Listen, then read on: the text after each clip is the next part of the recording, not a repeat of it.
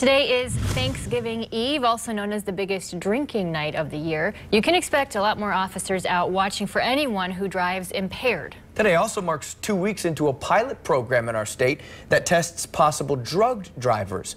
Officers swab a driver's mouth and then they can get results on the spot. This morning we know the roadside isn't always the last stop. New on Daybreak, we're taking you inside a laboratory in Kalamazoo where tests from around the state go under the microscope. If it goes to a laboratory and it gets run in a mass spectrometer, it's as accurate as you can get. Mass spectrometer is a fancy word for a machine used in toxicology, and Bridget Lemberg knows toxicology. She's been doing it for 30 years. They just take a swab, put it in a bag, send it to us. Lemberg is the director of forensic Fluids Laboratories in Kalamazoo.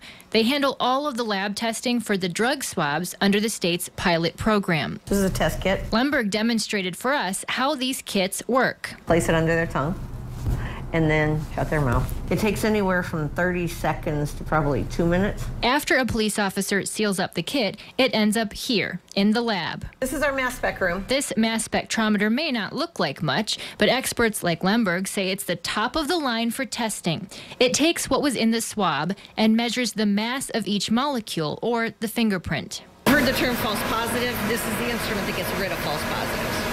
So a false positive is something that you can have on a screen. This gets rid of false positives. Because you can't fake the mass. Correct. The computer shows a peak where a sample is positive for a drug. The technology is nothing new, but the material here is. Oral fluid obviously is a lot easier to collect.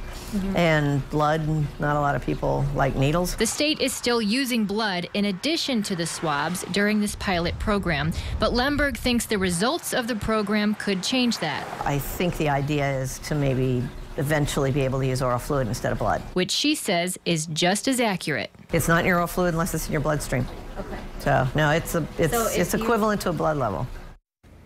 So this program is it's only in its second week. There's still a lot of questions, not just for those who are testing it, but for those of us who are out there who might be subjected to this. Sure. You don't have to voluntarily give a swab if you're asked. So you do have to give the first swab. If you don't, then it's a $200 fine. It's the second swab that goes to the laboratory that is voluntary, and that's because they want to collect data. So yes, the second swab is voluntary, but the first one is not. So if you deny it, it's a $200 fine. Officials will compare the swab tests with the lab results, and then they'll also compare that to the blood test results. They're taking blood every time too if they think you're impaired, and that's what they can use in court. So that's what's evidentiary, they say. This swab is not evidentiary yet. Depends on, a couple years from now how the research all plays out, if they'll make it evidentiary. And this lab in Kalamazoo will help to build the case that this is There's so much enough. to it. You can read all about it. You can read how these devices work to test it. You can read about the legalities involved online right now. Just go to woodtv.com. All right.